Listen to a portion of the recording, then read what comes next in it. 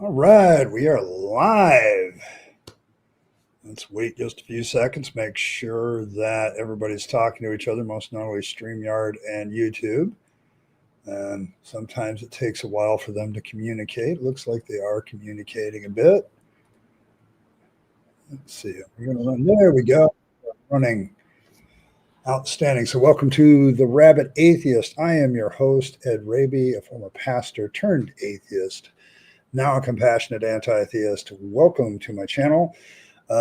Saturday nights here are kind of whatever I randomly want to do, and sometimes we get some good stuff and good discussions. I put up a discussion starter today. You know, which god of antiquity is the most narcissistic? We're going to analyze that question. Because there's a lot of mythologies that have narcissistic gods, and it leads to a bigger question of why human beings like narcissistic gods and keep promoting them. I don't know. So it's kind of one of those things where I'm kind of exploring an idea that leads to other ideas, and so it's kind of one of those questions that keeps rolling and keeps going, and hopefully we'll get some good discussion in there. There is a goal in chat. As always, if I hit my super chat goal, which includes, by the way, gifted memberships, which are also welcome.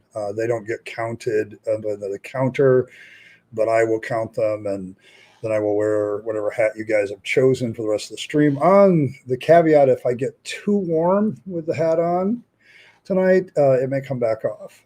I'll give you at least 10, 15 minutes, but it is ungodly humid and hot today, so at least for Michiganders anyway. So I know people in the South might laugh, but we're not used to this up here. It's why I don't, in the wintertime, I don't really complain about the snow and the ice. I mean, I've chosen to live here. So it kind of goes with it. So, but everybody welcome. I encourage you, if you haven't already, become a member, because you get all kinds of cool emojis and stuff that goes along with that. And we have a few newer ones. My personal favorite right now is this one. so there's that one. You also now have a nope emoji as well, and a yes emoji as well. So, and of course, there's a few others that are always perennial favorites, such as the WTF, and for Fang's sake, and of course, the Binky onion, which I long to pull out when anybody's whining. Do you need a Binky? But there you have it. So all of these brought to us by the lovely I Killed Earl. So thank you very much to her. In fact, here she's in the chat, so I'm going to highlight her. This is her stuff. And thank you. Many head pats to you, Earl, for all the stuff you've done for the channel over this last half year or so. It's been great. So thank you. So there's that. And of course, she's going to curtsy for that. There you go. So thank you. But let's see who's here. Fred was here very, very early, showing his Fangs bunny. He also contributed for the Black Fedora tonight. So there you go. So there's one super chat already before we even started streaming. So thank you very much, Fred. Appreciate you. It's Australian dollars, but I'll take it. So, and then Anne Marie was here earlier. Welcome, Anne. Ronald, welcome. You're tossing your top of the thing, and Paul is here. Oh, yeah, Michael and Wolf, and of course Earl. Kyle's here. Martin is here. Outstanding, good crew. Blossom, all hail Santa. Okay, there we go. So there you go. That's all you got. All right, very well, very well. All right, question of the day. Question of the day. Oh, you mean Satan? Okay, yeah. I mean, all hail Santa. Okay, I got it. Very good. I don't know why these anti-atheist people think we worship Satan. I mean, I don't see that name ever appear in my chat. I don't. Or Sagan. Maybe it's Sagan, Paul said. But yeah, but the question of the day, and I think it'll lead to other discussions because I'm actually trying to get at why religions like narcissistic gods. But I wanted to ask the question first: which God is the most narcissistic in all of ancient literature? Like, which God takes the crown for being the most narcissistic? Now, there's several options. Okay, I know for those of us that are former Christians and stuff, you gotta expand your mythological horizons here a little bit, and go a little bit further than that. But there's, of course, Narcissus, the god of Greek and Roman mythology, who, upon seeing his own reflection, fell in love with himself, from which the term narcissism comes from, somebody who falls in love with who they are. If you want a good definition of some elements of narcissism, there's like this grandiosity, belief in their own superiority. There's a need for admiration, rituals, worship, and sacrifice. And narcissistic people have a tendency to lack of empathy for others. So they punish mortals or other gods for their perceived slights. Okay, like you're dealing with that. So which god is the most narcissistic? So you have Narcissus, from which it's named. In the same Greek and Roman category, you have Zeus, who, when you're reading ancient Greek and Roman, he's kind of big on himself. He does kind of think of himself as the smartest guy in the room, and his two brothers are a little bit dumber than he is, and things like that. So, and then you have Apollo. He tends to focus on himself a little bit, very self-absorbed type of god. It's like sun gods seem to be that way too. So you have that. And then, of course, you have Aphrodite / Venus, who seems to be very self-absorbed about her beauty. And when anybody challenges, like compares her beauty to a mortal, that mortal tends to have a bad day. So there's that aspect. In Abrahamic traditions, we, of course, have Yahweh. I have to throw him out there. I consider Yahweh to be one of the more narcissistic gods out there, demands worship.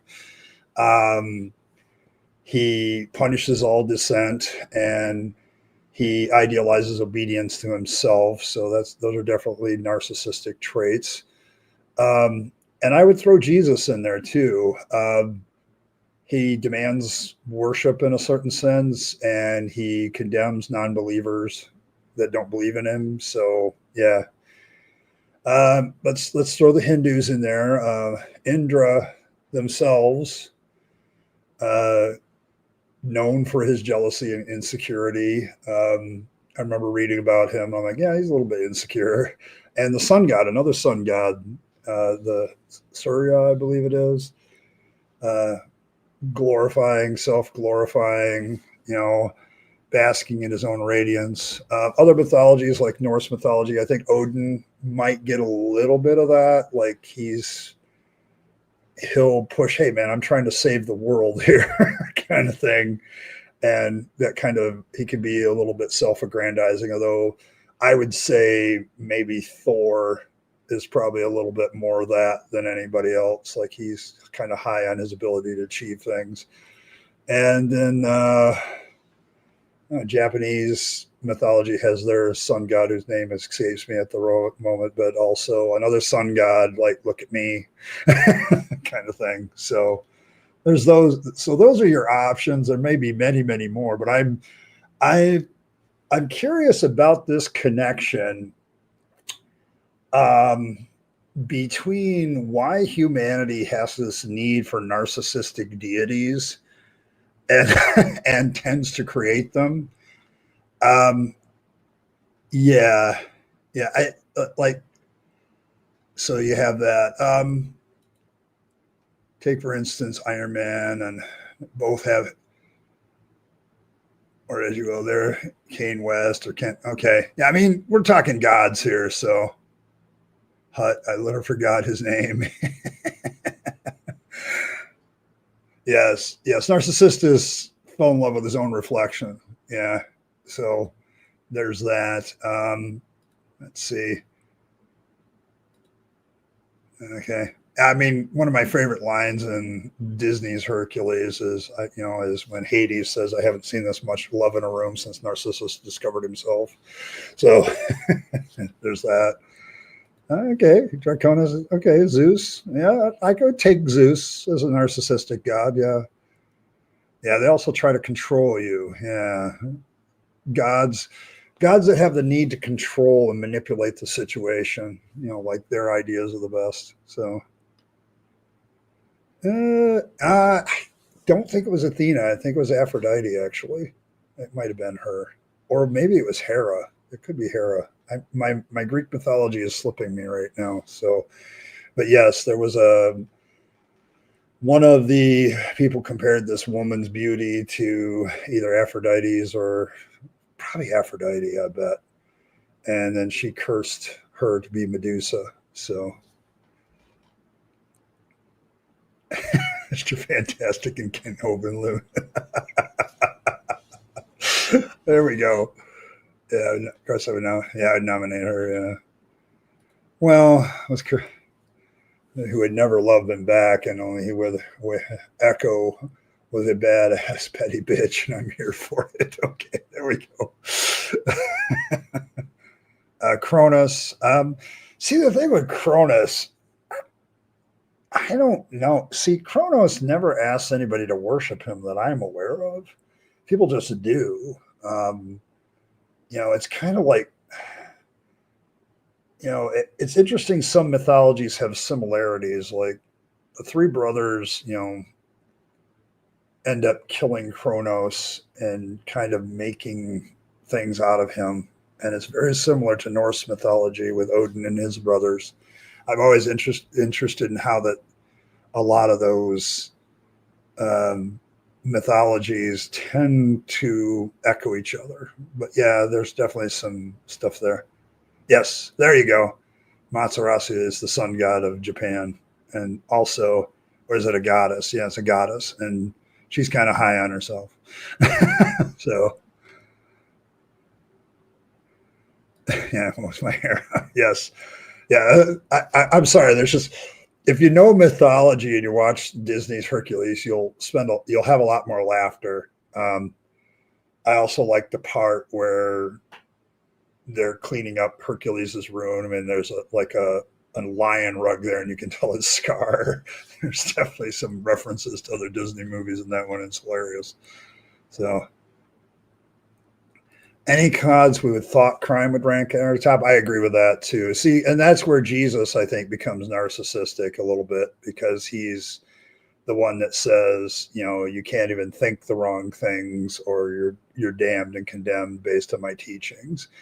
And so, I mean, Jesus is kind of a controversial character on the gods list, because not all versions of Christianity view him as co-equal with the Father. So, you have that problem, but I would put him in there as a demigod, at least based on his powers. And he definitely has some narcissistic ideas. Like, when you look at some of Jesus's teachings, like he's very exclusive. You better follow me and follow me alone, or you won't make it.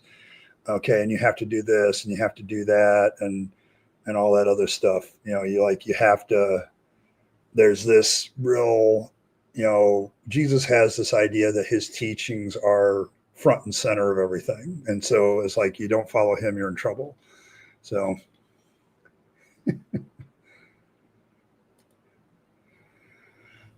have an ego, but due to their talents, knowledge, related roles, the ego may not be as unoriented. Yeah, I can see what you're saying. Like, I put Odin in that category. Like, he's got an ego, but yeah, he does the shit. Okay, in the stories, like he actually fights the good fight, gets the knowledge, sacrifices his eye. So it's like there are some that go out there because they earn the stuff and earn the power. Yeah, you could kind of see why they're egotistical and narcissistic. So yeah, it's a hilarious movie. It's hilarious. How come they work? Well, see, but this is what I'm going at. See, Martin, because I originally was going to do this one as, okay, who's more egotistical, the believer or the non-believer? But I wanted to go, where does the origin of that idea come from? Why is it that religions seem to have like some sort of narcissistic God at the center of it, like something that deserves worship, something that deserves adoration? Okay, like why is it that Yahweh, when you really break down the character of Yahweh in the Old Testament, he is an asshole. Like he is a self-absorbed, melancholy asshole who, if he doesn't get his way, he kills people. Okay. And it's like, why is it that that becomes the object of worship when people create religions like that? Why is it that they do that? And I have to wonder if religion attracts a certain personality type until you get over it. Okay. Like, I don't know. Yeah. I mean, he had, like, yeah, valid point, Kyle. He admits to being jealous. Like Yahweh admits being jealous. There's a little video that William Lane Craig did about this various topic about, is Yahweh a narcissist kind of thing. It's funny because I went to it today to see if it was still there. And sure enough, it's still there. But you know what else is also true now about this video? The comments are disabled. Okay. Because what he says is, well, they get it all wrong. He's like, and you know, he's demanding worship and all this stuff. But it's like, I remember when I was there before, the comments were still enabled. And a lot of even Christians were saying, well, yeah, but God does demand worship. And yeah, he does do this. And, you know, and it's kind of funny that some people can just overlook narcissism in a character. Like they can overlook, I mean, I'm living in a country that's overlooking a lot of narcissism in a lot of people, but particularly in our government. But it's like, there's this element of humanity that worships these narcissistic characters and overlooks the narcissism. And I'm just, you know, I don't know the answers to why. I'm no psychologist, none of that stuff, but it's like, it's an intriguing question to me right now, you know, because I'm getting into this adult, you know, book that me and Earl are writing, and she's illustrating and I'm writing, and I'm getting into creating the character of Yahweh. And I'm like, why would anybody, like, the more I use actual Bible verses to create this character of Yahweh, like, I'm like, you know, God being the most unpleasant character of all in all fiction. I'm like, why would you worship this? Okay. Why would you even worship this? It's like, I don't get it. Okay. Like, why do we create that? Okay, why do we create that? So I don't know. So I don't know. Yeah, I mean, that's a very narcissistic statement, isn't it? Well, the people believe whom are the narcissists. The believers think the universe is made for them and their tribe. Yeah, and I can get that part of it. But on a personal level, let's get away from the tribalism. Why on a personal level would a individual worship a narcissistic God other than to be part of the tribe? Like, what is their personal, you know, why do people just overlook the narcissism? So it's like, it's kind of that kind of thing. I agree with you. Okay. I think that's part of it. It's the tribalism, but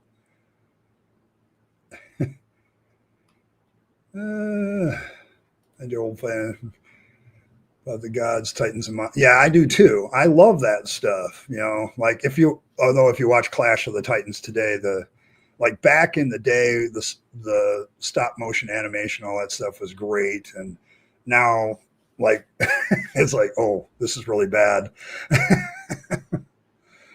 Yeah, Allah talks a lot of shit in his book too. Yeah, like the Quran has a very narcissistic view of Allah too. I'll grant that. So a little narcissism is good for story building.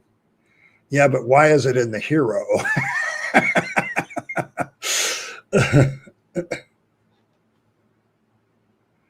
Well, okay, all right. So what about Aphrodite? Okay, like I the thing about like pagan mythology, that's not always necessarily true that all the characters in those mythologies were invented by men. Okay, so there's definitely some worship and priestesses. Like when you have a religion with priestesses, the priestesses are participating in the creation of the mythology too. Now I get Yahweh and Jesus, yeah, you can throw those under that bus, but so there's that. But when you have other mythologies where both men and women are creating the mythology and worshiping it, you have to have some very interesting discussions there. They're charming as fuck. Okay, so a narcissist is charming. Why is that? I don't understand. I don't find narcissists charming at all. I don't find people who are vain charming at all. So Charmin was the Autobahn before they made him. Hey Randy. Yeah, he talks a good game. He does. Redemption arcs usually. If you got to invent a guard, it can be a little more class, like Fangs, for instance. Yes, Fangs has class, but see, Fangs is an invention of me and Earl and this community at times. Like Frankie has participated in that. Many of you have offered your suggestions, and lo and behold, they have found their way. And so it's kind of a community creation in a lot of ways. I'm just the chief prophet around here. So being a narcissist can, all right, there you go. There's Trump does scare some people like that. That's true. You don't know they're narcissists first. Okay, I can buy that. Okay, like when you talk to a lot of deconverted Christians, like what attracted you to God and religion and Jesus in the first place? They will say, well, the idea of the loving Jesus and a God in control, taking care of me and all this other stuff. So in other words, what the problem is with a narcissist, okay, is you see their good qualities at first, or what seems to be good qualities, and then as you get a little closer look and as you look at things a little bit more, it gets worse and worse. And so maybe that's the danger of the narcissist. But is then religion putting forth narcissistic gods because that has a very high initial appeal and gets people into the religion? And then once they're in too far, all the crappy stuff starts coming out. And all of a sudden you realize you're kind of in a really bad place. Yeah. Like you're believing in somebody that really isn't all that great. It's like, is that why religions put narcissistic gods in there? Because they know, maybe instinctively they know they have that initial outward appeal of sexiness, if you want to put it that way, or draw or whatever. And then once people get into it and start to examine the character of the gods or Yahweh or whatever, all the rest of them, maybe that's it. See, because I look at religion as a con. Okay, like I don't know if people that believe and practice a lot of the major religions believe they're in a con or believe they're conning. I'm pretty certain they don't. But it's like I can see why, if you wanted to appeal to somebody, having somebody that has that appeal where you don't recognize the narcissism at first in the character, I can see why that would appeal to people. And religion does that a lot. Okay. It does it a lot. So the confidence, greatness, abilities, and associating, they will be taken out. I get it. Easy solutions, easy power. Yes. It's kind of like the dark side of the force then, right? Quicker and easier to join you in a fight. And I maybe that's it. Like Yahweh, if you look at Yahweh and Jesus, for instance, and I'm only using them because I know that those characters the best, having studied them for years and years and years as a preacher, I can see the initial appeal of some of Jesus's words, like love your neighbor as yourself, and love God with all, a lot of it sounds really good. The Sermon on the Mount has a lot of initial appeal of, control your thoughts, stuff like that. So you have a better life. Don't judge people, all that stuff. But when you get into some of his other teachings where he's like, you had to hate your mother, hate your wife, hate your brothers and sisters, and, and follow me, and anybody who does not, he's got a guy that comes up and asks him to first go to his funeral, his father's funeral. And then he said, well, let the dead bury the dead. Like, when you start to get into some of his other teachings, he doesn't know. No. Yeah, you're spoken like somebody not in the U.S. Yeah. You don't know they're narcissists at first. Just like, I don't think there's any doubt about his narcissism anymore. I actually have had Republican friends. Yes, I do have them, because I don't reject somebody simply because they disagree with me. But they have said, yeah, I know he's a narcissist. Okay. But they didn't, they're beginning to realize why you should care about the character of the individual in the office. So, so there's that.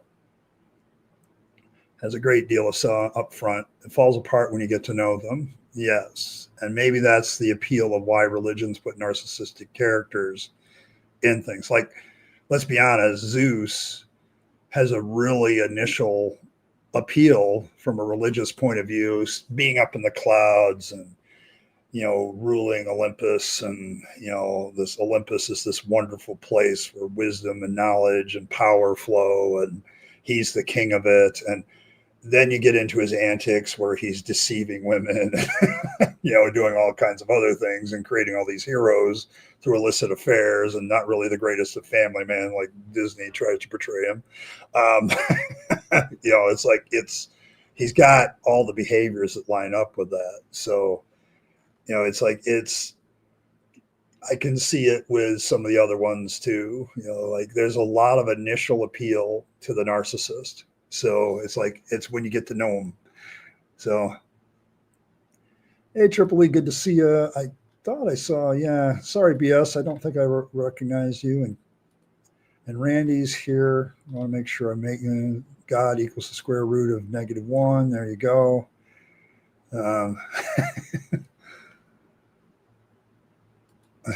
Raises, freezes as long as I got my plastic Jesus. Yes.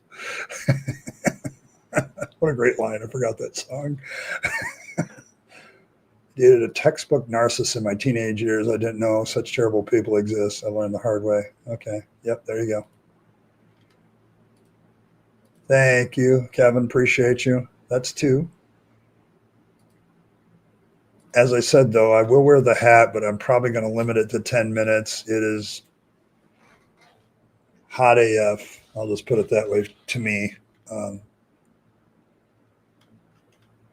So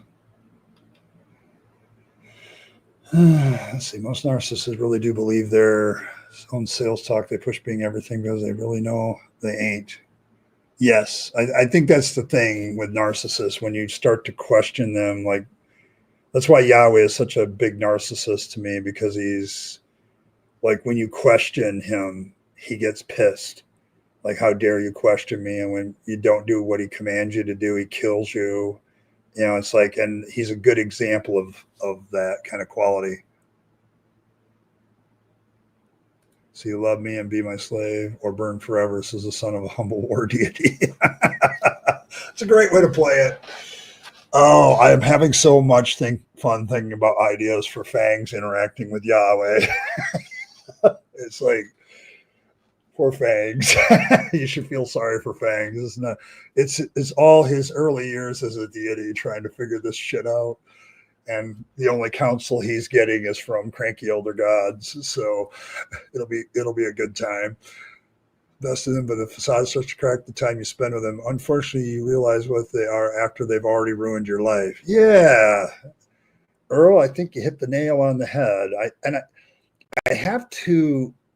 I think I can apply that. Let's move that into the area of religion. I would argue that's kind of the way I fell for mine, and probably most people fall for the religion. They see all the good stuff in it, and then it dips down into something else. Like, it dips down into you start to see the flaws in it. You start to see the cracks in it. You start to see the cracks in the character.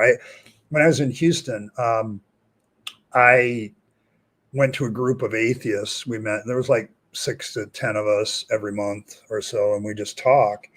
And one of the people there shared their story of they were really in love with Jesus until they did a literary analysis of the Old New Testament and like broke down the characters and all that stuff. And all of a sudden she's looking at the character descriptors of Yahweh and going, yeah, he's a narcissistic piece of shit. And her an idiot, her at that point, she was just like done with Christianity. So, and that's how she became an atheist. She's like, none of these people, it seems like humans love their own narcissistic tendencies and make them into gods. And so I took that to heart, I guess.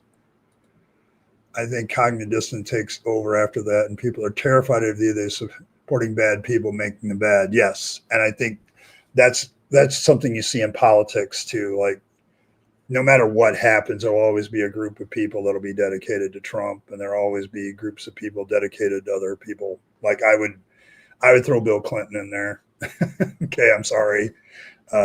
Just to be fair, Bill was a little narcissistic himself, so it's like I don't know. It's almost like there's a necessary narcissism to run for office. Maybe that's why I stopped running. I don't know. But yeah, it's just like there's this, I don't know, politicians seem to be plagued with it. So tend to have, how do I talk to them? Oh, I don't know. Guess who you're talking, them. I don't know. Narcissistic people are difficult to speak with because the one thing you can't convince them of is that they're narcissists.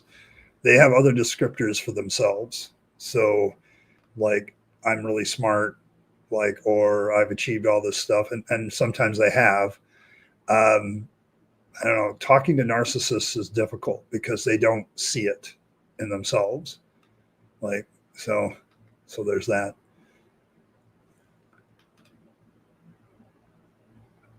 I do have Republican friends. Some of them, you need to understand, like, some of my Republican friends are very pro LGBTQ. They don't like the Republican stand. Like, this is the nuance that some people miss. But people, like, the problem with the two-party system is how do you fit a gazillion political opinions into two political parties? Like, there's the extreme right, extreme left, and a whole spectrum in between. Okay, so there's that. I mean, I'm not trying to decry anybody, but if you don't have an understanding that mostly people are good, they just get led astray.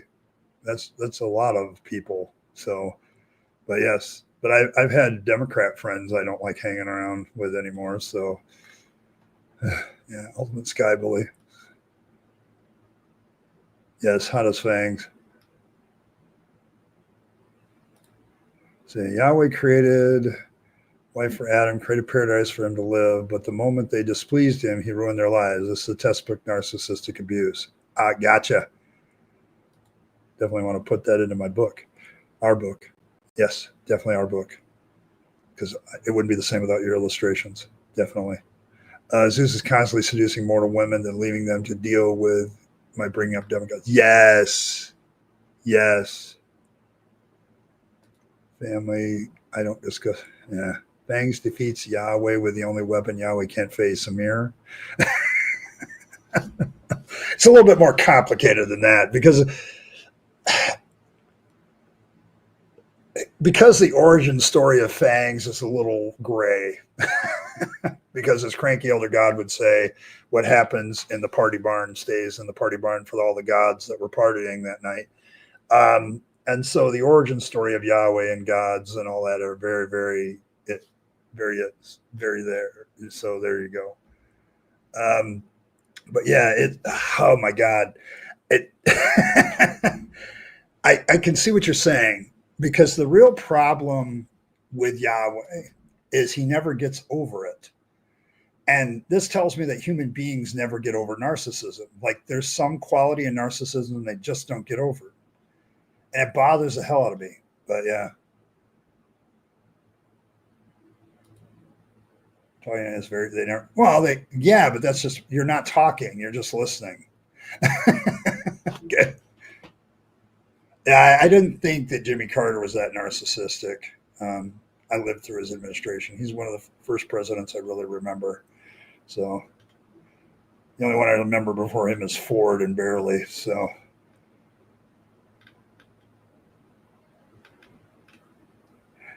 hey, I live around, dude. I really don't have a. If I want friends in this community that I live in, um, I think I know about 6 Democrats in this entire town. So, yeah, well, that's the issue. Like, what if you're, mostly Republican, but as far as, like, say, guns and capitalism, but you absolutely hate the Republicans Party's stance on pro-life, and but you don't really see that the Democrats are doing a good job. And so when you only have two choices, it really puts you into a false dichotomy of what the political landscape in the United States is about. You have to remember that there's a lot of people on that spectrum in between, and both parties like to scream at each other and say, no, these are the only two views that are allowed, and no, there's other ones. So, yeah, me too. I get what you're saying. It has changed for me as well, but so has Democrat. Like, they both scream at each other so often. It's hard. We need more parties, more choices. I think people would be surprised if we had like 6 parties, what would happen? Okay, well, yeah, I mean, you can talk to them. Yeah, as long as you're talking about them. Yeah, I can see that. See, that fits Yahweh so well, doesn't it, Earl? Like, as long as you're praising him and saying what a great guy is, he's not going to kill you. So, yeah, I mean, I've had a lot of people around here do me good. Okay, who did they vote for? Yeah, it's I would have a problem with that, but I okay. Zeus is Musk before Musk. Okay, I can buy that. That's actually damn. If I ever do Zeus as a character, can I do Elon Musk, his face and shit? There we go. Oh, okay. Okay, so I got it right. Yeah, I mean, so we can have a conversation with a narcissist as long as we're talking about them. Okay, got it. Yeah, see, I agree with you. I think that'd be funny because if I ever do Zeus and I just make him look, Earl, if we ever do Zeus in this book, because we may have some of the other gods doing cameos. Yeah, just use Elon Musk's face. It'll save you some time. Especially at the beginning of the story, because I've got like cameos by several other gods besides Yahweh that Yahweh has to scream at. So, yes, with the skin falling off. Yes. Oh, oh, yes. Don't forget about Odin. Yes, Odin. Yeah, Odin is.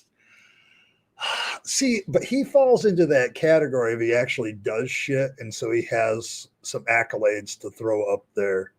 But yeah, when it comes to his goals, if you're not in line with him, he tends to mow over you. And he also, people ask me, you like Odin? Yeah, I like him as a character because he's a very complex character. He's not overly narcissistically simple like Yahweh is. But Odin, if he thinks throwing you in a fire will forestall Ragnarok, he will throw your ass in a fire without real consequence. He gets focused on his mission too much. I think there's that form of narcissism where you get so focused on your mission.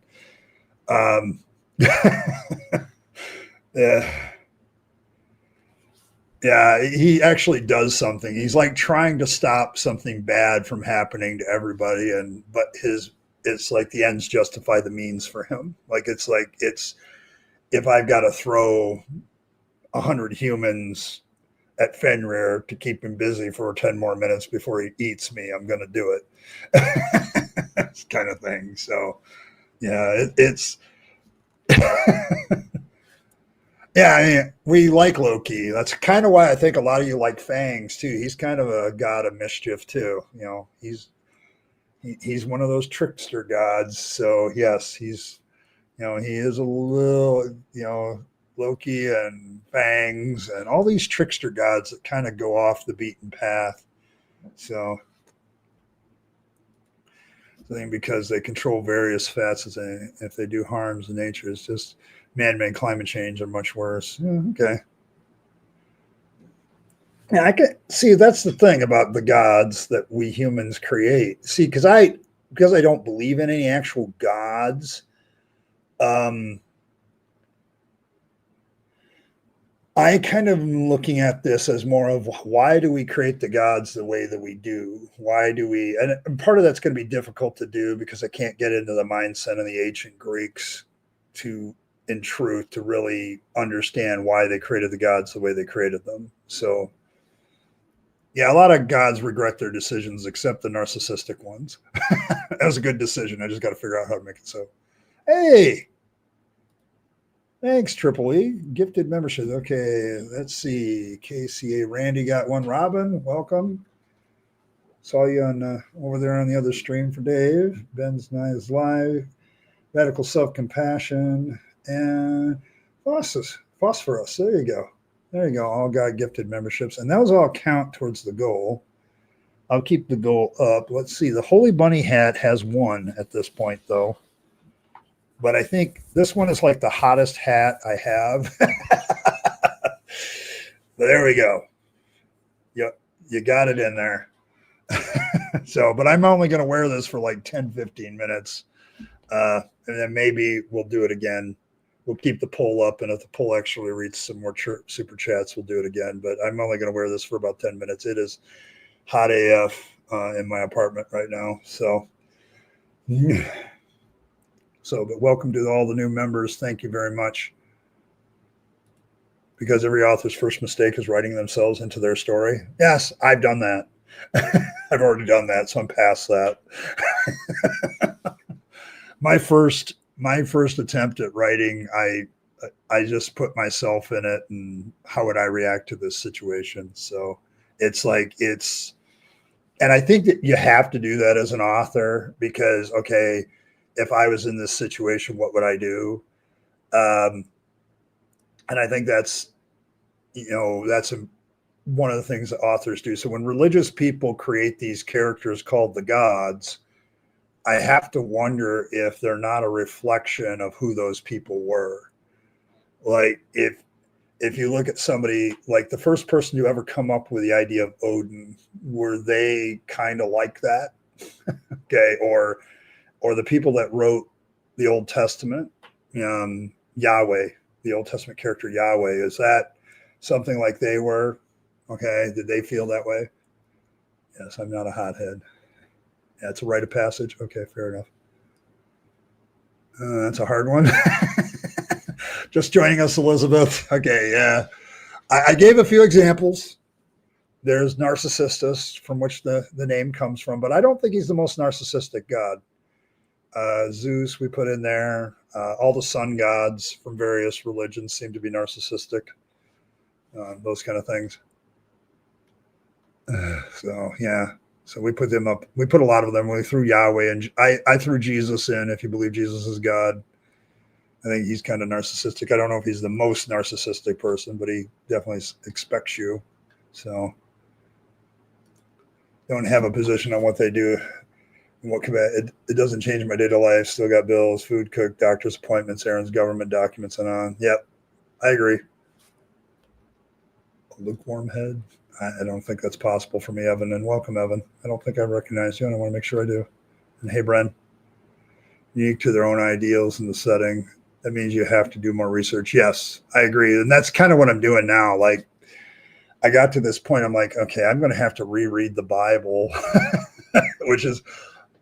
I'll be honest, after so many years of being a biblical-based preacher and stuff, I find it hard emotionally to read the Bible. Like it's like I have this why am I wasting my time doing this shit kind of mentality. and so but trying to develop the character of Yahweh is like I'm going back to the original source material and stuff like that. So but I've been doing that, like doing some character studies for now. So and Fangs, of course, I can do anything I want to with him because we kind of made him up. But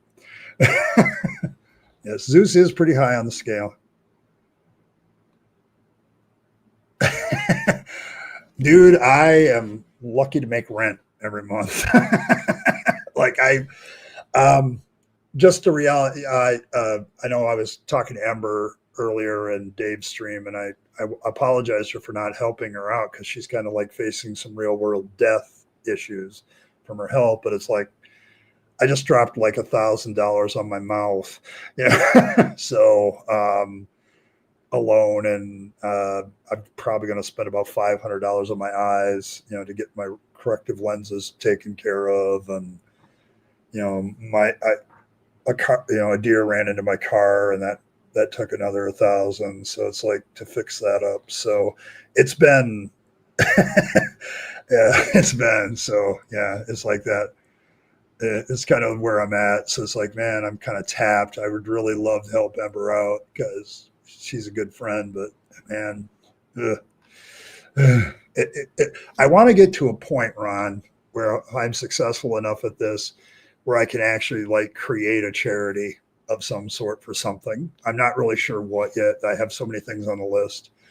But like if I ever could get that kind of money, I would definitely create a charity of some sort that actually, I don't know, funds scientific medical research, things like that to help people with their problems like that. It's just, I've faced cancer in my family. A lot of my family members have died of cancer, so that's kind of high on my list.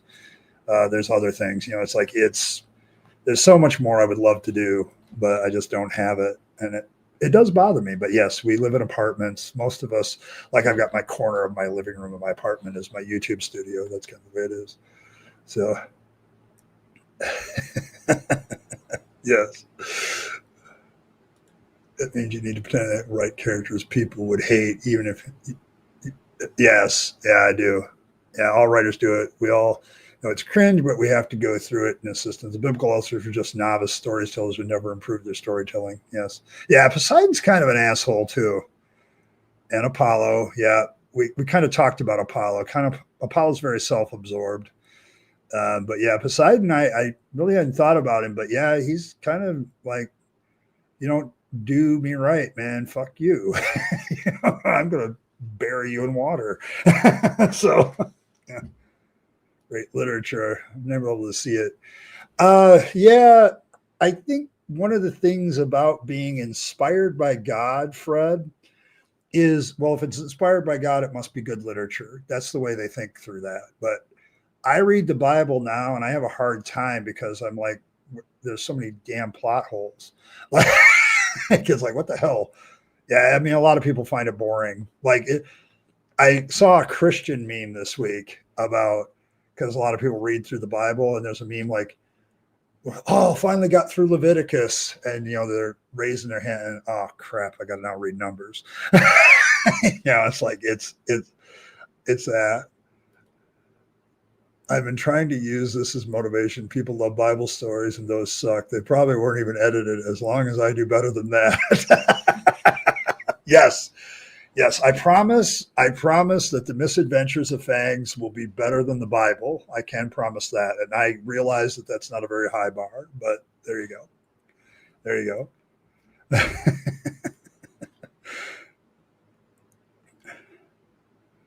Oh, record is better. Yeah, see, like all of us YouTubers, like this is a side hustle for me for now, but I want it to be something much, much more. I just got to start treating it like a professional would treat it, which is working on it every day and doing stuff every day. And yes, time to release the Kraken. Yes, it's a pinky promise. Yes, I will pinky promise on that. It's not that hard to do better than the Bible. Okay, it really isn't. The Mormon God is supposedly the same God as all the other Christians, only the Mormons have a better view of Christianity. That's what it's supposed to be anyway. I mean, that's the problem I have with like the Abrahamic gods and all the religions and cults based on the Abrahamic gods.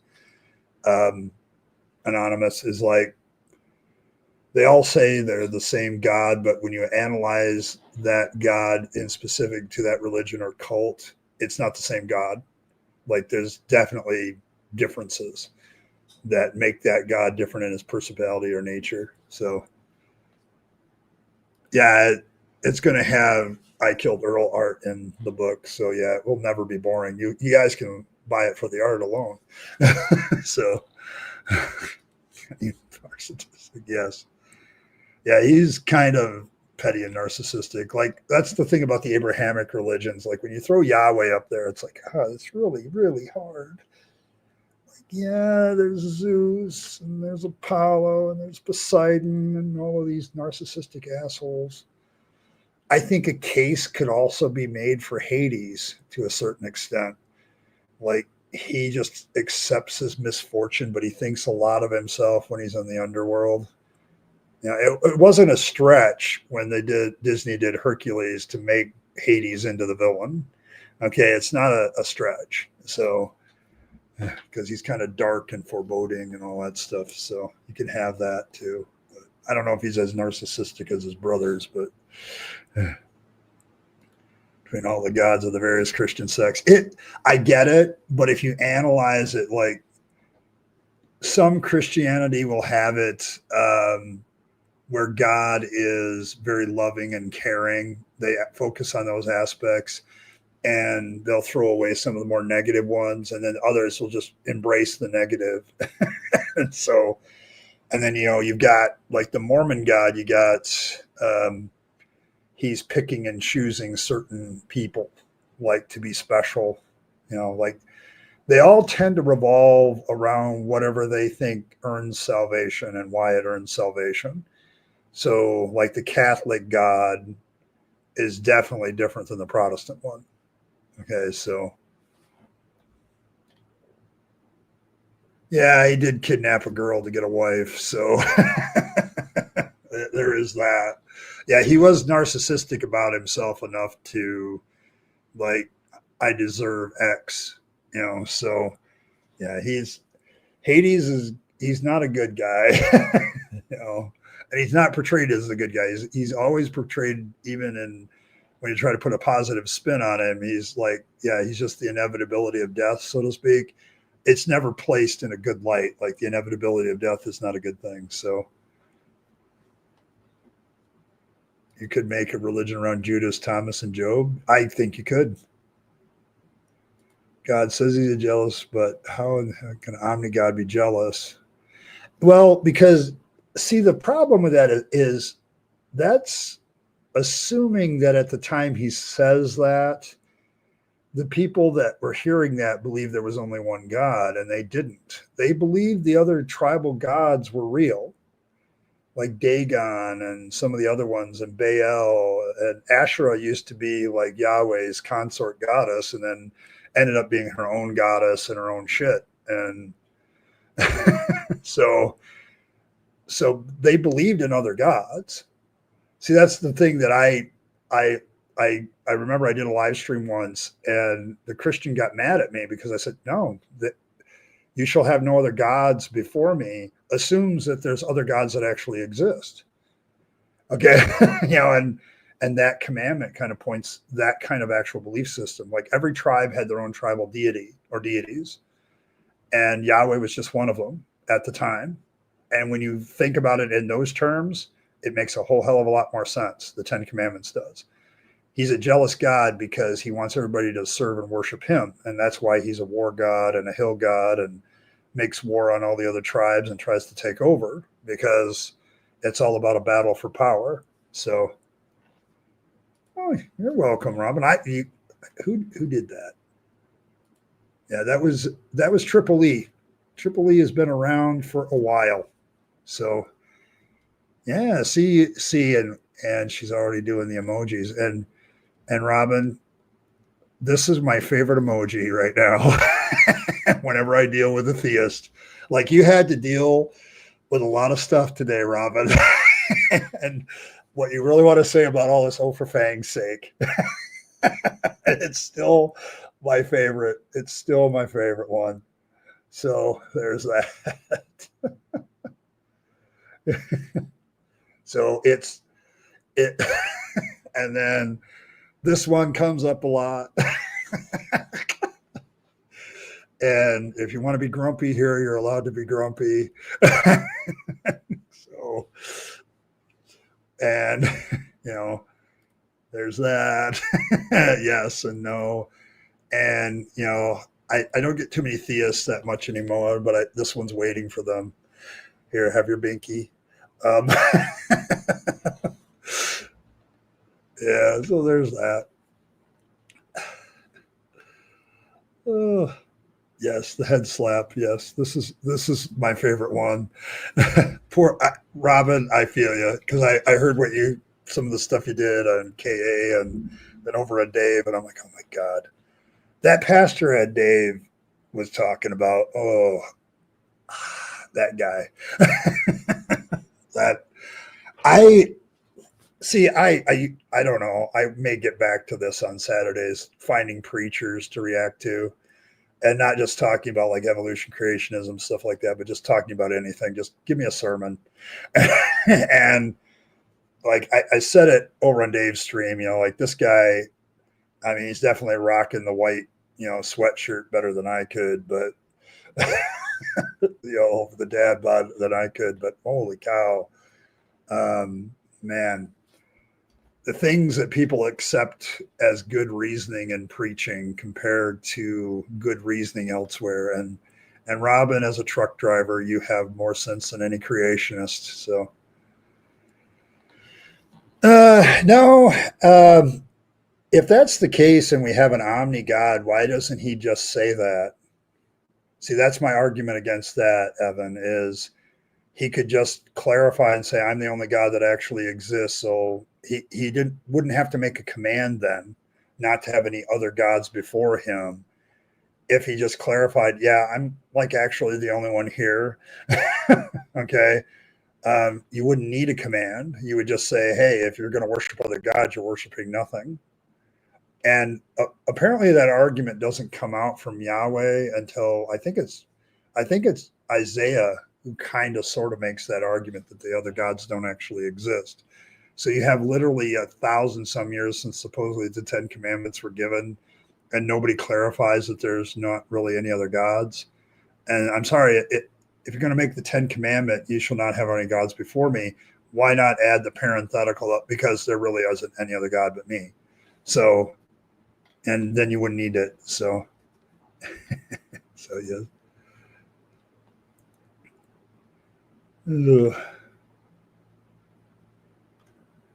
You live in a low, yeah, me too. It's not a studio apartment, but it doesn't have air conditioning, and I'm beginning to feel that this week.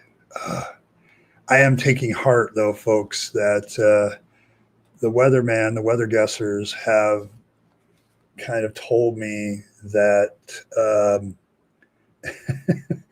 that it's going to drop below the 80s. At least the mid 80s, get down to the lower 80s for the next week, and then going into September, and nights will get into the 50s and even the 40s. So I'm holding out hope that my hypersensitivity to heat will be alleviated. Yes, this is correct, Bren. Islam can actually make the claim that there are no other gods because that's kind of where they start. Okay, and all the others are the prophets; they're not real gods. But the Old Testament, when the 10 commandments are given, that is not the case. Like, I've heard people say, well, no other gods could be like, gods that are fake. But I'm like, then why doesn't he just say, yeah, because all these gods are fake? It seems like that would have clarified a bunch of stuff. But I would agree with you there. Like, Islam has a better claim to the idea of no other gods existing than probably any other Abrahamic religion. So, yeah, they were national tribalistic gods at the time, and that's the thing. And that's why Yahweh says what he says. It's like, I'm a jealous God. Why would you have jealousy about non-existent fake gods? Like, that doesn't make any sense. Right? So it just doesn't make any sense whatsoever. It's like, why would you be jealous of something that doesn't exist? Okay, it's kind of like when people tell atheists that we hate God. I'm like, why would I hate something that I don't believe exists? It's like, it doesn't make any sense to me. And it certainly doesn't make sense from an omniscient, omnipotent God. Like Yahweh takes my, I would say Yahweh is definitely my top 3 of the most narcissistic gods ever, but then he has other problems. Like he's a pyromaniac and, he's psychotic, a few other things. So,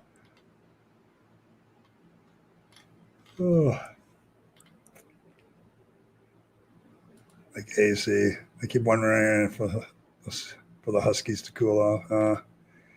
I feel you. Like the major beef that Christians have with Islam because they don't acknowledge Jesus as the Son of God. Yes. Well, as I recall, Muhammad rejected the idea of the Trinity at the time. Like he's like, that's polytheism. Okay, he was, and he's right.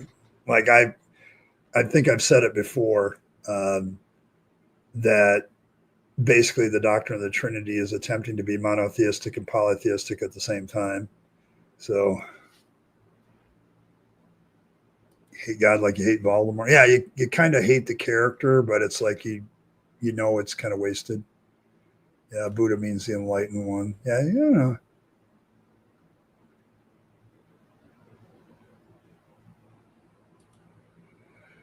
Is this? Okay. God level. Okay, there you go. Yeah, gods are still kind of national. That is true. All right. I've had a limit. My hair is all sweaty. So I'm going to put this down. But I will wear another hat, and the poll will keep going. Maybe it'll be the Holy Bunny hat again if we get 3 more thingies. So, but I count memberships too. So, there are no other reasons to think certain texts were polytheistic. Isn't Baal referenced at one point? Yeah, the thing is, whenever the other gods that God goes up against in the Bible, there's another one that starts with an S that he defeats. They aren't referenced as if they don't exist. They're referenced as if there was an actual battle with Baal and Yahweh won. Okay, it's kind of like that. It's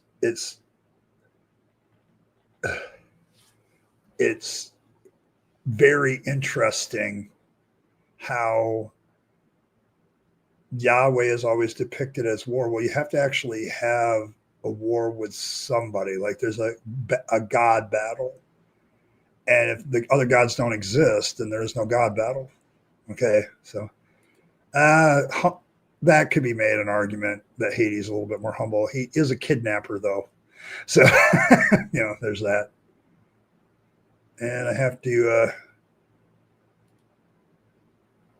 to acknowledge E as being a member for Triple E has been a member for more than a year, 13 months. Wow. Some of you are catching up with Azo. But yeah. Not just Jesus, the white version of Jesus. Yes.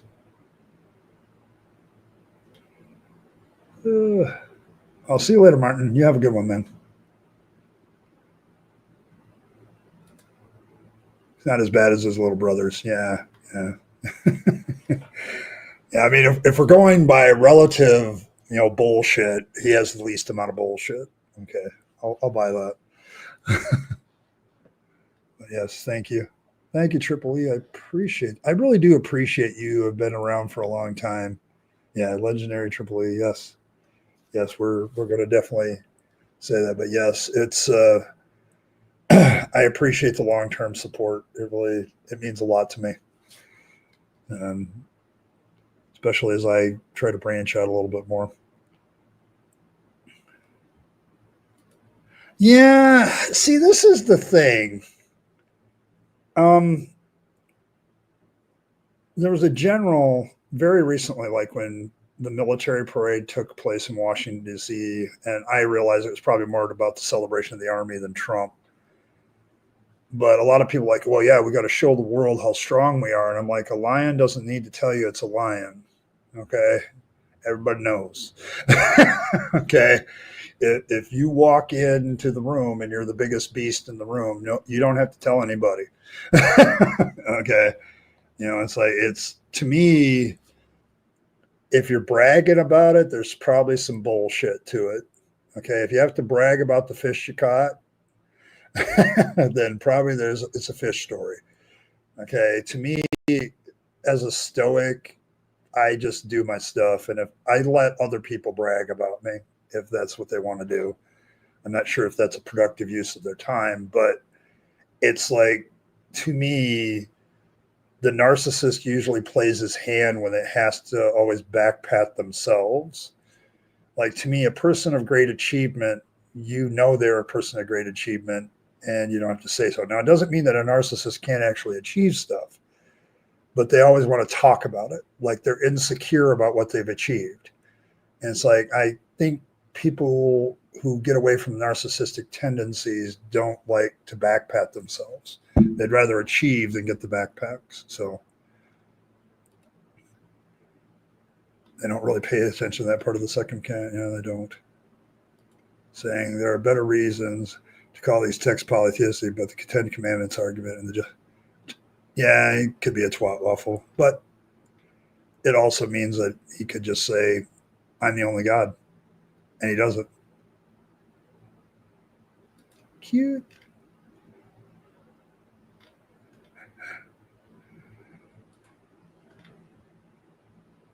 No toxic positivity allowed. There you go. Yeah, see, because that's kind of where I started with this whole discussion, Ron, is because I was asking the question, where is narcissism most prevalent? Okay. And that came from the question, because I was reading this book and he gets into the ego versus the self that Jung talks about. And the book writer kind of put the ego stuff, there was like, don't believe in God, death is all the end of it and all that stuff. And then he switches over to the self and all of a sudden believes in God, believes in eternal life. And I'm like, how is that not egotistical to think you're going to escape death and that there's some deity out there that's helping you out? And I had to wonder, and then I got to this point, I'm like, is there something about religion that appeals to people's pride and narcissism? Okay. And that's why I'm kind of asking the question about the gods, because I think there's a reason why. But look at all the gods we've mentioned. A lot of them are the heads of their pantheon, like Zeus and Odin and Yahweh. They are all the top dog of their stuff. And they all have narcissistic tendencies, all of them. So yes, it's to me, it kind of indicates something that religion does to people. Like, it is another reason why I should be an anti-theist, and I already have many, is that it leads to narcissism. So yeah, it's like it's kind of like you start to develop beliefs about yourself that are not true. Okay, so yeah, I mean, Trump needs fangs with him. Yeah, when in doubt, go with the face palm. Still my favorite. Oh, for fang's sake. The fish really was that big. Okay, fair enough. Do you have a picture of the fish next to a measuring instrument? You gotta remember where I live. I live in West Michigan in the United States, and this is a sportsman's paradise. Like, there's lakes, rivers, forests, hills, valleys. Like, this is a place, if you wanted to hunt and fish, this is where people do it. Okay. And so fish stories and deer stories are in abundance here. Okay. And I always say, well, why didn't you bring a tape measure on that rack size for that deer? Why is it that you didn't have a tape measure with you when you measured the fish? Okay. So I demand empirical evidence to your fish stories. So, yeah, because yeah, fangs might be diluted in the fact that it's orange, and yeah, and you might think it's carrot based. Yeah, you'd mistake it for a carrot. Yes, so that might be a problem. We'll have to deal with it. That's kind of my question too. I think, in a sense, certain situations he could be considered narcissistic, but he self-sacrifices legit on a couple of occasions. He's just his dedication to his cause can be conceived as narcissistic. Like he has no problem sacrificing others in order to achieve his objectives. So that might be a little bit of a narcissistic trait, but I don't know. I don't know if he was that narcissistic. He's certainly not Zeus Yahweh levels. So,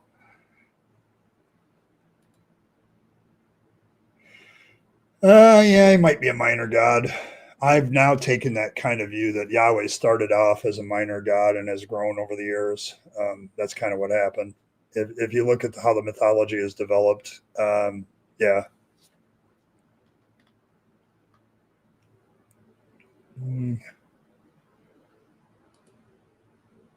Which part of the position of power is a person who wants to be there? Yes, and I see that's the other thing, Fred. I think the reason narcissistic deities are popular is because people want to be that for some reason.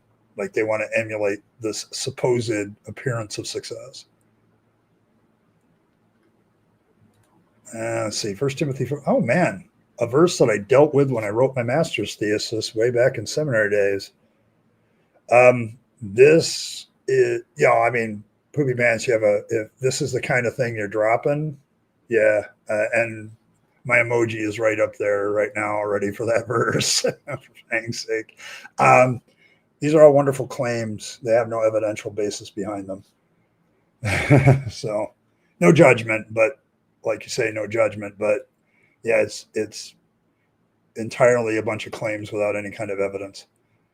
Yeah, I know it's rare.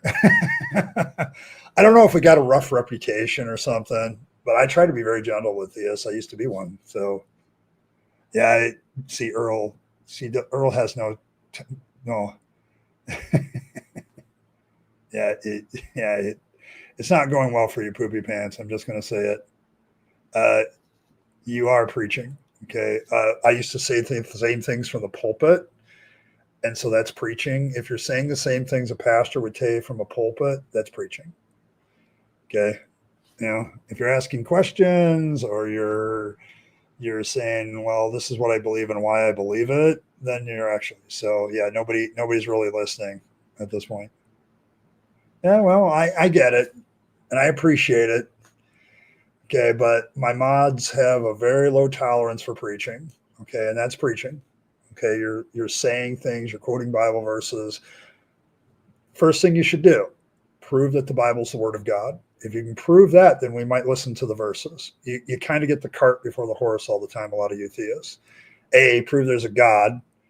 B, prove that he gives commandments and those commandments are written down in some sort of holy book. And then prove that those commandments have some good moral basis. Okay, you're kind of yeah. It's like you've got some stuff to do before you start quoting Bible verses at me, especially seeing that I did my master's thesis on First Timothy, so that's a verse I'm very, very familiar with, and I now recognize it for what it is. Paul making a lot of, well, not Paul, because it's a pseudo letter, making a claim about God and Jesus and all the rest of it. Yeah, so yeah, we don't really tolerate holy book crap here. So you're a universalist. Well, you're not a Christian, so you're a universalist.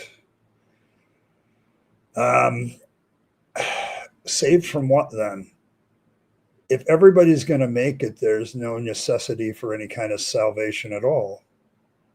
Saved from what? That doesn't even make any logical sense at that point. That was my problem with universalists when I was a Christian. They talk about everybody's going to be saved. And I'm like, then what's the point? What's the point of talking to people? If God's just going to rally everybody in heaven at the end, then what's the point? So yeah,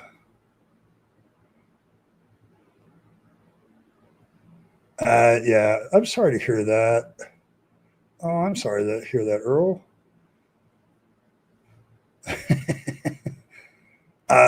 There's no evidence that anybody's saved from death. I mean, do you have pictures of people on the other side alive?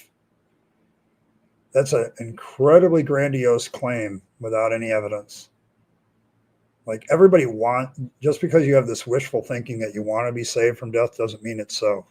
Like I know, we've been talking about narcissism and ego all night. I think it's very egotistical to think that you're going to escape from death or that everybody's going to escape from death.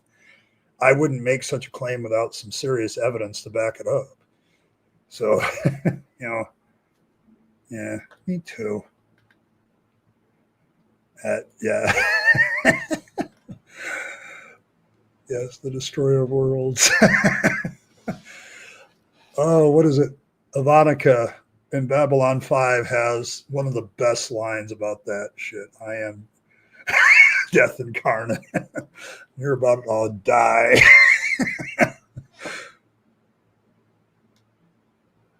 Oh.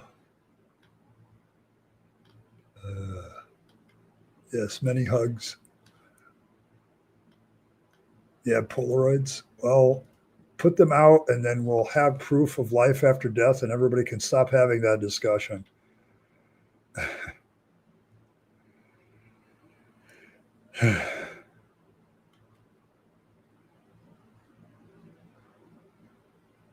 Brought out the Goblin Queen. Okay. Earl, we love you. Many head pats. One of the best people I know. So I know if you're going through a bunch of stuff, we'll give you hugs and head pats and try to make you feel better. Yes, Fangs will never die too. I mean, I never DTE. Okay. The immortal buddy rabbit. I'll see you later. Yeah, but thanks for saying hi. But yeah,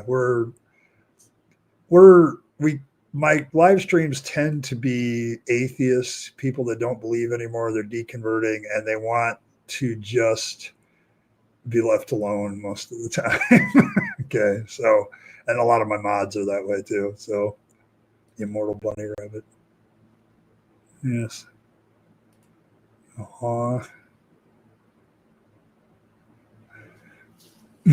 So, but yes, I don't have that emoji out. I'm slacking.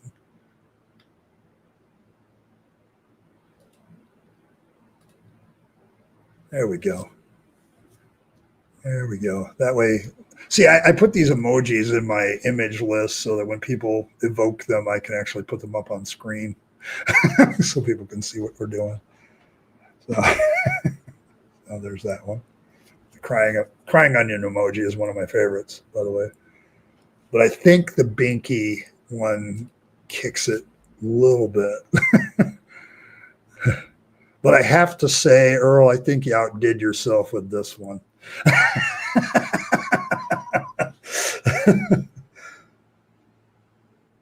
You've been dead that it's not that bad. Yeah.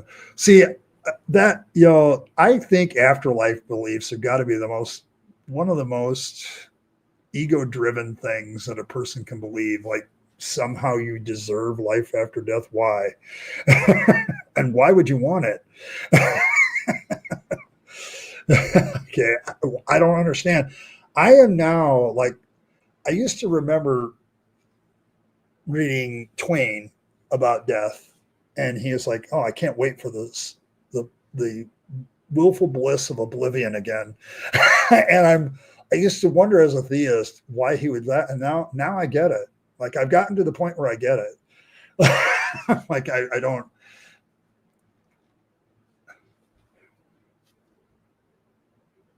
Sets dick, but not Ra.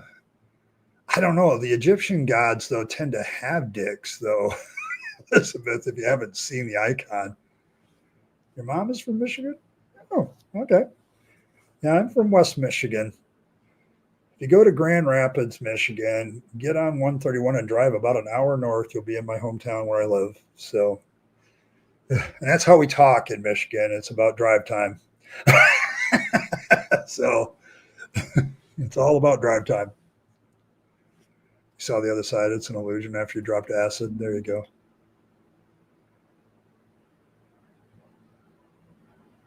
You missed some of the fun, not a lot. There wasn't a lot of fun to be had. It was a theist, but kind of sort of not. So I'm not sure. Might be a theist trolling as a theist and aren't. But yes.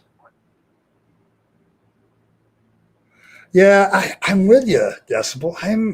I've gotten to the point where I've like people, well, don't you want to live after you die? I'm like, hell no. Okay. Yeah, your mom's from Michigan too. Yeah. It's like, but I've gotten to the point, Decibel, where it's like I I'm really thinking of rereading Heinlein's Time Enough for Love because it's a great discussion about living for even a long time. Like in that story, Lazarus Long is like 3,500 years old and he's tired of it. He wants to die. He's done. Okay. And he has to get a supercomputer to ask it, is there anything that I haven't done that's doable? And I think the computer comes up with three things, and that allows him to live long enough to do those three things. And then he's like, I'm done. Peace out. You know, I'm done. And I'm beginning to understand that a lot better. Like I, there are days I get up and, it's like, I think I've discussed this with Earl privately once, but it's like I've never been suicidal as an autistic person, but I sure have had a lot of moments where I've been standing on the curb wishing the bus or car or whatever would jump the curb and hit me. Yeah. It's like I don't want to do it myself, but please somebody take me out kind of thing. And it's I don't know. It's like I get it. I get why people want it to end. Okay, I get it. Okay, I get it. And it's like why I give a lot of people that commit suicide a lot more grace because I get it up to it a certain extent. I don't get it as much as they do, but I certainly get it. So in park in the sky that I can never leave. That would make you grumpy, wouldn't it? Rather the surgeons operate don't remember a thing. 1 minute chatting to the anesthesia next week while we're rating up in recovery. There you go. Yes, we use our hand as a map of Michigan. Yes. Yeah, it was kind of boring, actually. Are you tired? Go to sleep, Earl. You don't have to be here, honey. I'm about to quit anyway. So if you need to go take a nap, go take a nap. So yeah, he gave up his own eyes. He's got some self-sacrifice elements. Odin does. He does have that. Whereas Zeus, I don't think Zeus has any. Like Zeus doesn't give up shit. In fact, he takes a lot of shit that doesn't belong to him. So, oh yeah, Centerville. Yeah, I know where that is.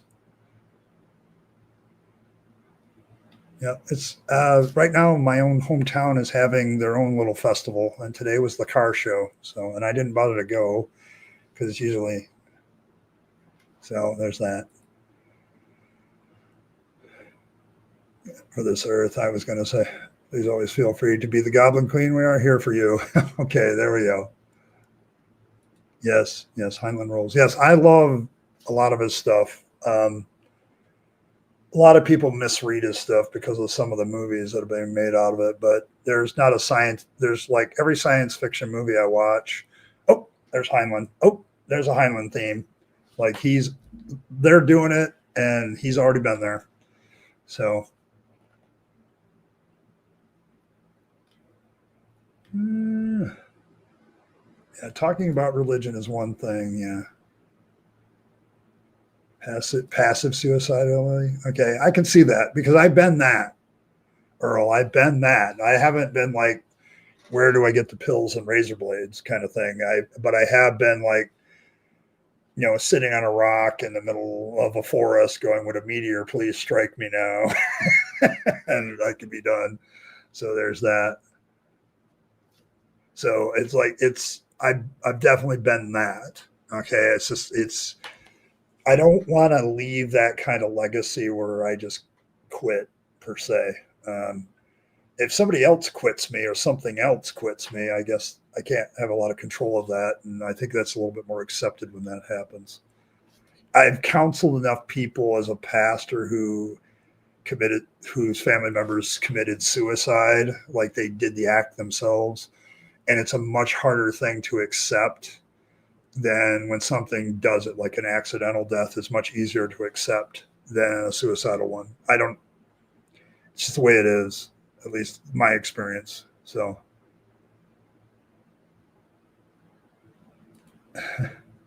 you don't want to live forever? Okay, good. Yeah, it doesn't sound very fun to me.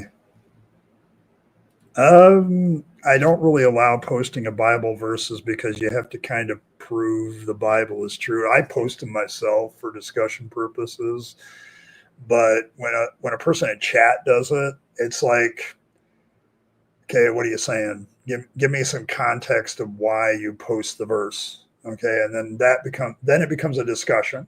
If you just post the verse, it's just a claim with no context. So it's like, give me some context, and I'll be happy to discuss any Bible verse if it's given context. So, but I don't think you're going to last around here. Yeah, a lot of people are very sensitive here. I deal with a lot of deconverting people here.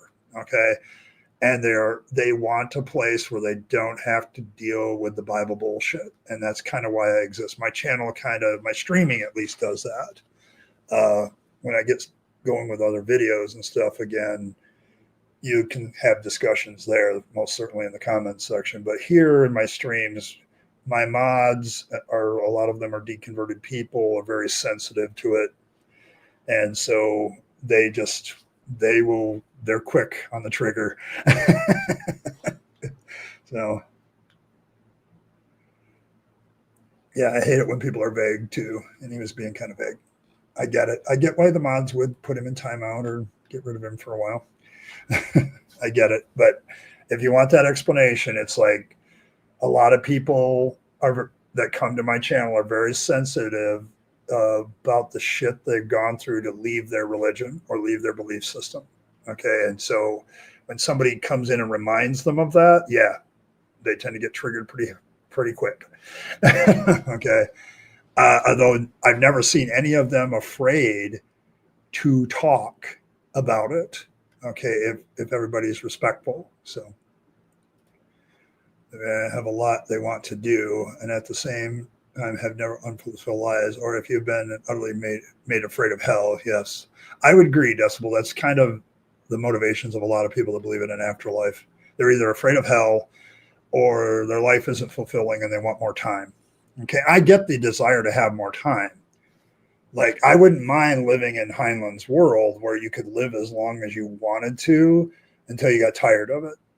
Okay, because there's going to come a point, no matter how long you live, that you've experienced everything and done everything. Like, the universe has limits, I believe. Okay, and so, like, in writing, like, I know we tell like the same 6 or 7 stories all the time. Okay, it's the same shit, different theme, different setting, different characters, but it's the same story. And once you begin to realize how limited human beings are, even it seems big, but it's not as big as you think. So, well, just pull out your electric thumb and hitch a ride. Um, I swear sometimes my country's on another planet anyway. So, so there's that. They claim to have Polaroids, but they didn't believe them. There you go. Yeah, I think they're kind of taught that Christian. This is definitely so. Hey, Evan, see you later, man. Appreciate you stopping by. I appreciate it when anybody stops by. So thank you. I know everybody. See, Dave on Captive Desk made this point too. It's like, it's a live stream. You know, if you got to go do something else, go do something else. You know, I'm the only one that's kind of required to be here to have the stream. So there's that. I mean, but yeah. But yes. Uh I don't know. Yeah. Some people are very it's another dimension. I'm just saying, Fred, if you want to come to the United States, go find somebody with electric thumb, hitch a ride on a Vogon ship, and come on over. Oh, that's right. We're going to be cleared away for a hyperspace bypass soon. So maybe not. Might want to get a ride to another place. There's just some things I can't conceive of. I remember when Douglas Adams, when I read that book, it was like the one line that stuck out is there's no McDonald's hamburger anymore. And he couldn't conceive of that.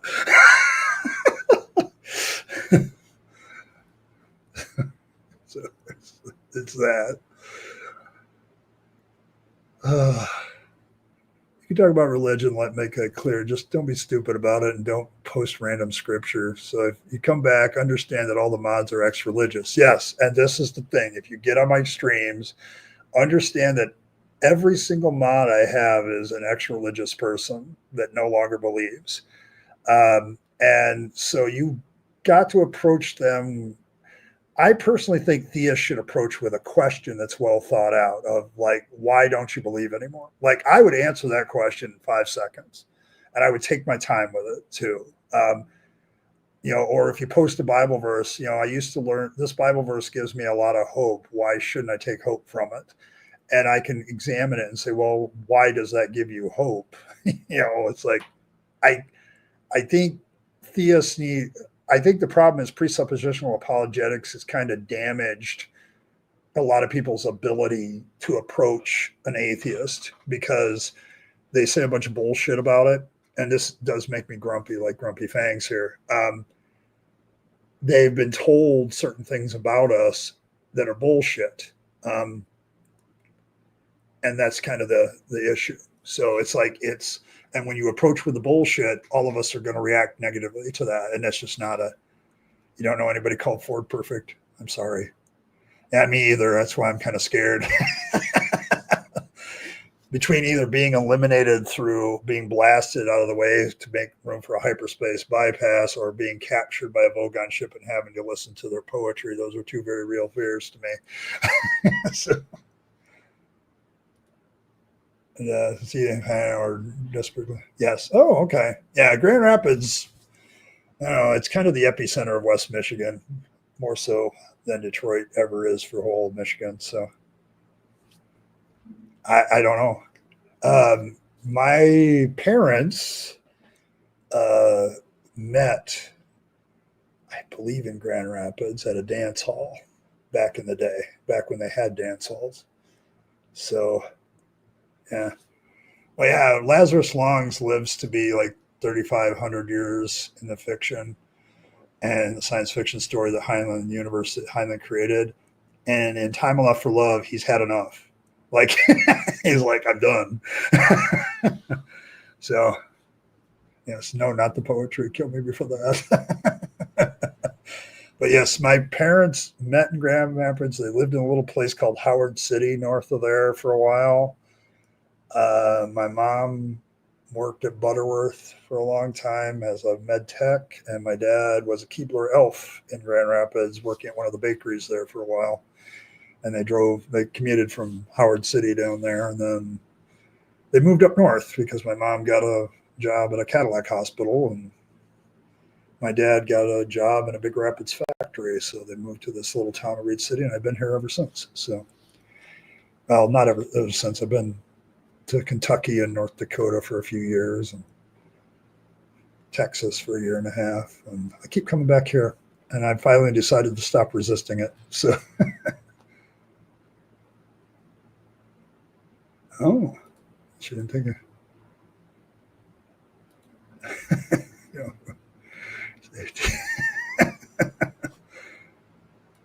Christian interactions, they affect interactions with everyone, including their fellow. Yes, I agree with that, Decibel, because now you have Christians that are like, want to be more serious about apologetics, and they have to deal with the bullshit curse of pre-sup. And it's like, I rejected pre-sup apologetics because it's longer than its current popularity. It's been around for a long time. I rejected it back when I was in seminary because I like, this is bullshit. Okay, like it's Reed City population, what, 3,500? So the county, it's the county seat, so it has some importance. Where the county government is, so in the sheriff's office and all that jazz. And the county is only like 10,000 people, so it's like 35% of the population of the county lives in this town. So,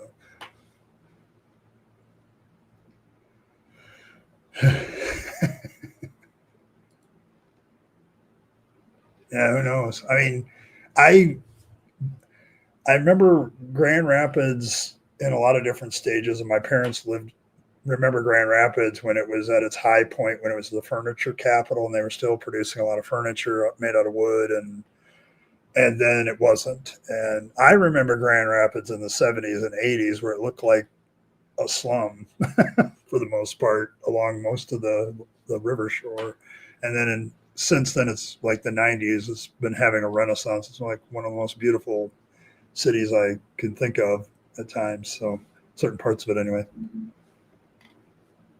Just once? Okay. Yeah, I can see that.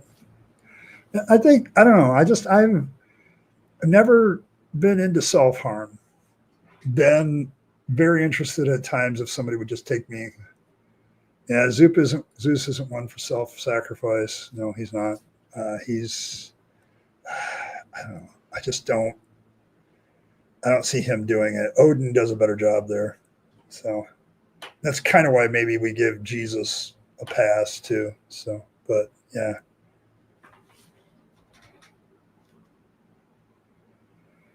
You're disrespectful when you got to understand my mods. Most of my mods are X something, and they no longer believe.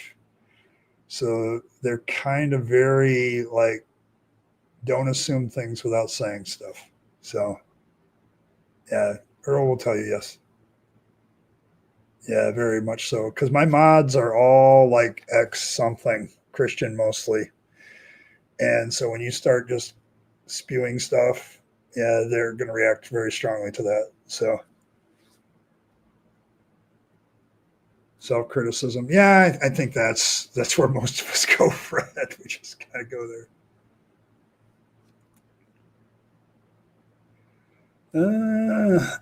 Putting a polite note on screen to say theists watching to not preach to be respectful about religious discussions.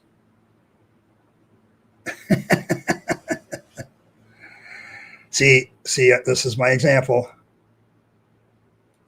That Christian as poopy pants? Yes. I welcome, asshole. It's good to see you, man. And I have to give you credit. That's great dropping that line. Great entrance. Yes, I'm sorry.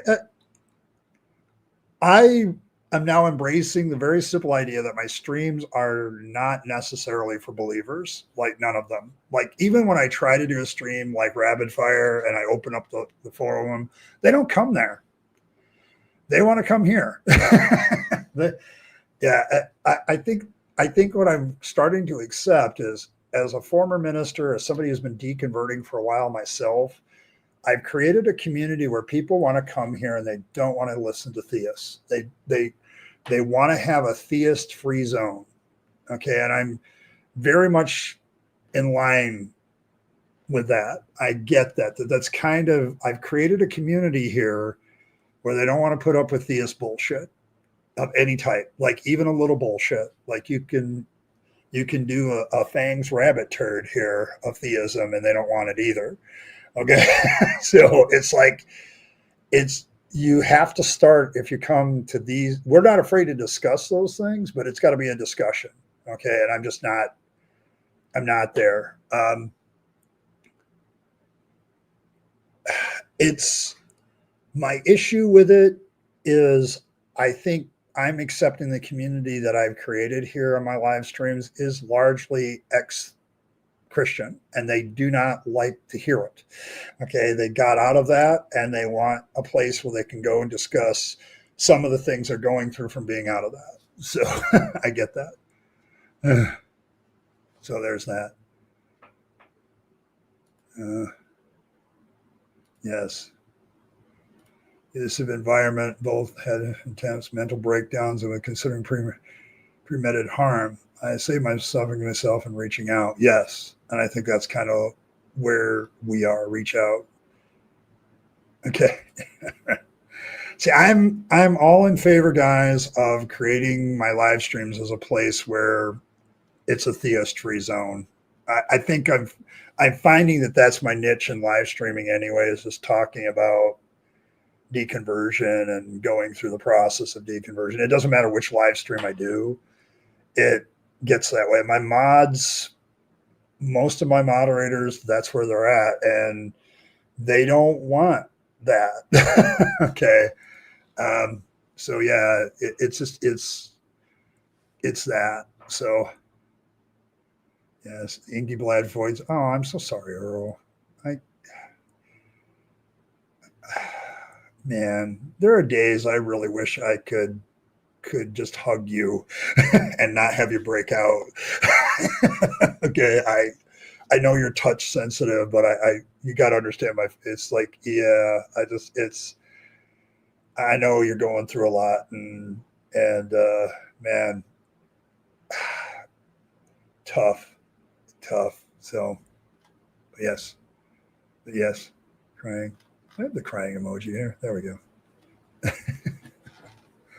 Yes, bunnies always make things better. Yes, there we go. Good use for the yes emoji. There you go. Yeah, blanket key voice. See, killer ones.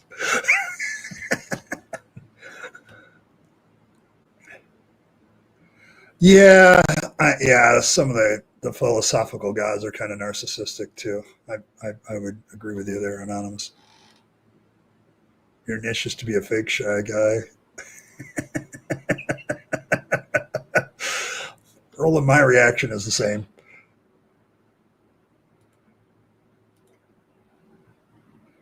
Oh, okay, my girl. If you really feel that bad, that's where you need to be. Okay, debate with yourself all you want. But yes, I, girl, I love you. I do. You're a great person. I hope you're hanging in there. You're awesome. And I wish I could hug you to make you feel better. I think all of us do, because we love this channel loves you. So, and this group loves you. So, yeah.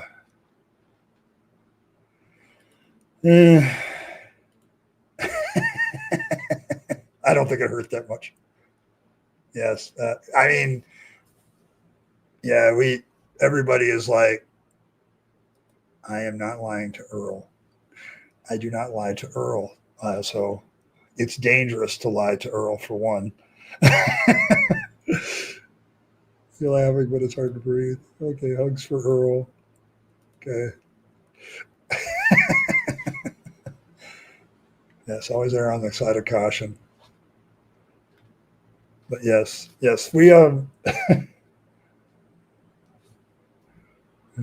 yeah, it's dangerous to lie to Earl. Okay, I'm just saying. I'm just saying. You know, I don't allegedly, yes.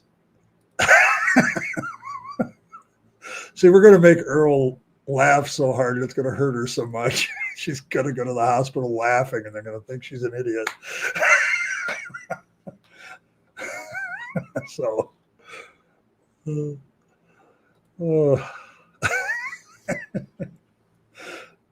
oh my goodness. Grape sure describes it in amp. There you go. Oh, I don't have fangs, buddy. I prefer the grumpy fangs is just my thing right now. Ugh.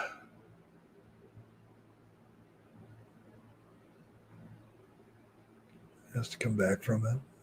Okay. Yeah. Okay. See, that's the afterlife to me. I just, oh, be or not to be, which should I choose? My mom had gone, she had gallbladder stones. Okay, so you understand. 20 fangs with a crutch as religion would cheer you up. Okay, that's actually a pretty damn good idea, Earl. we haven't done an injured fangs yet. That might be an injured, because the way I'm writing this book, Fangs isn't all powerful, and so he's going to take some nasty knocks. So,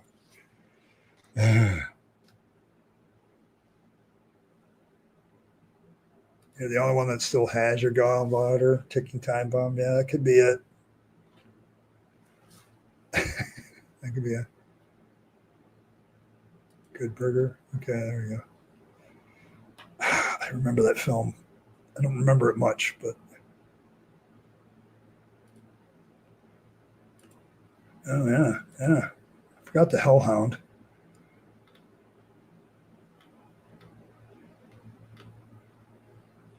Where's the? I'm on a mission from me. That's probably at the top. Oh, whoops.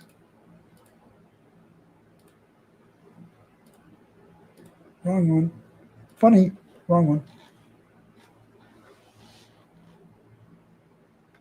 Oh. There it is. Still my favorite.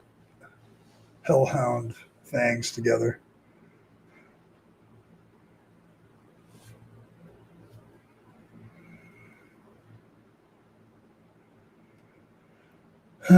See, you guys get removed, but I see it. Still appears on StreamYard. And I've lost track of how many times people have told me to believe in Jesus. I don't believe in Jesus anymore because I don't, I have a high improbability that he didn't even exist. And that he's just myth like Hercules and all the rest of them.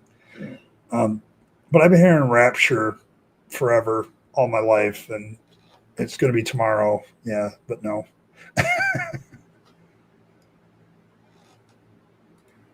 Yeah, I mean, we do need Fangs injured at some point, Earl. You might as well do it now.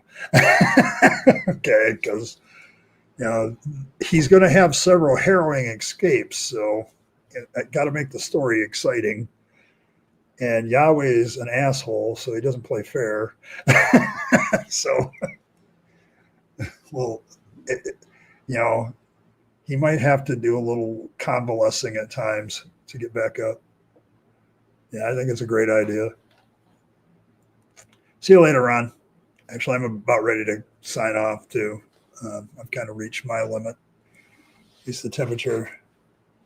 Yeah, he gets zapped by electricity a lot. So, because one of the scenes I want to write is Yahweh kind of zapping him with a lightning bolt, and Zeus is standing next to Yahweh, and Fangs turns to Yahweh and says, what the hell? And Yahweh points at Zeus. Kind of thing. So, it's like, it's the idea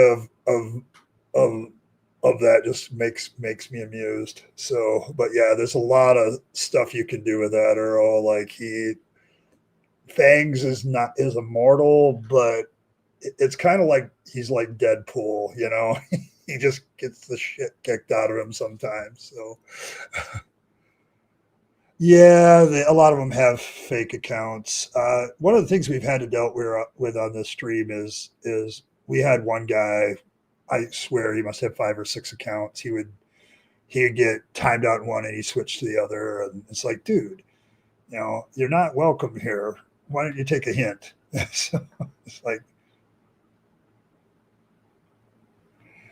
yeah, thank you, Anne Marie. Appreciate that. I worry about Earl.